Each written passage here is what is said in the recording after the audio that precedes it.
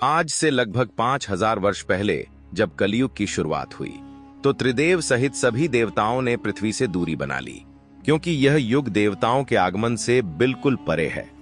सृष्टि के नियमानुसार यहाँ चमत्कार की कोई गुंजाइश नहीं है। यानी कि सृष्टि के नियमानुसार कोई भी देवता पृथ्वी के किसी भी कार्य में हस्तक्षेप नहीं कर सकता।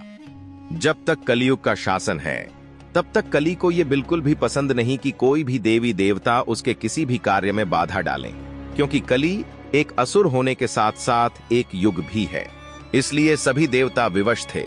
किंतु कलयुग की शुरुआत से पहले ही देवों के देव महादेव को यह आभास हो चुका था कि कलयुग जितना पुराना होता चला जाएगा उसकी शक्ति उतनी भयंकर होती चली जाएगी और वह समय से पहले ही विनाश लीला की शुरुआत कर देगा।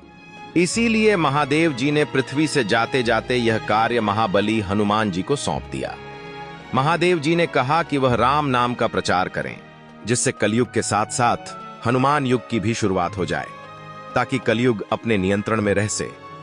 इसके बाद हनुमान जी पृथ्वी पर आकर अलग अलग वेश बदलकर श्री राम नाम का प्रचार करने लगे। इसके बाद जगह जगह राम मंदिर बनने शुरू हो गए।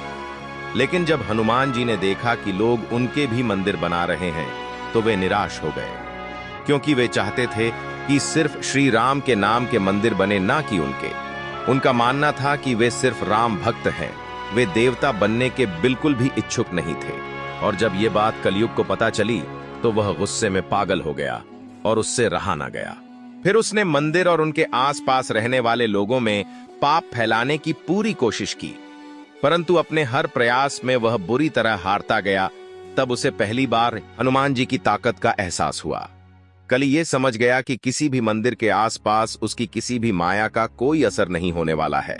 बड़ी ही चालाकी का प्रदर्शन करते हुए कली ने मंदिरों से बहुत दूर रह रहे लोगों में घृणा की भावना फैला दी। और फिर कलयुग की माया में फंसकर लोग मंदिरों के प्रति काफी हिंसक हो गए। लोगों ने मंदिरों को तोड़ना और पंडितों को दंडित करना शुरू कर दिया। इंसान एक दूसरे के दुश्मन बन चुके थे। उस समय हनुमान जी श्री राम के ध्यान में लीन थे।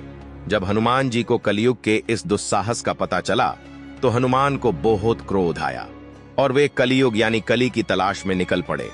उन्होंने आकाश, पाताल, सही जंगल, हर जगह कली को ढूंढा। इतनी खोज के बाद आखिर दोनों आमने सामने आ ही गए।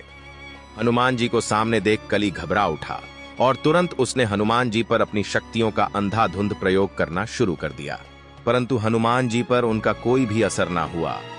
फिर कली ने हनुमान जी पर अपनी मोह माया का जादू चलाना चाहा।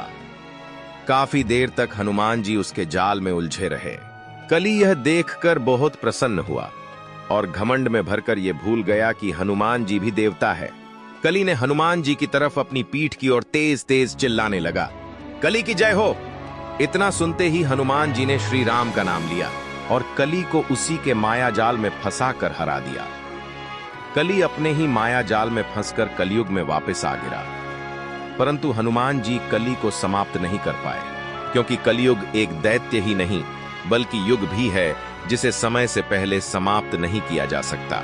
तब से लेकर अब तक हनुमान जी और कली में ऐसे तमाम युद्ध होते चले आ रहे हैं और हर बार हनुमान जी ने कलयुग को हराया। इसलिए बुराई अच्छाई पर कुछ समय के लिए हावी जरूर होती है, परंतु जीत हमेशा अच्छाई की ही होती है। हनुमान जी के इन्हीं प्रयासों की वजह से कली समय से पहले घोर कलयुग लाने में असफल रहा है, वरना अभी तक कलयुग धरती पर विनाश लीला रच चुका होता। यदि धरती पर आज कहीं अच्छे कर्म हो रहे हैं, इंसानियत जीवित है, तो वो सिर्फ और सिर्फ हनुमान जी की वजह से ही है।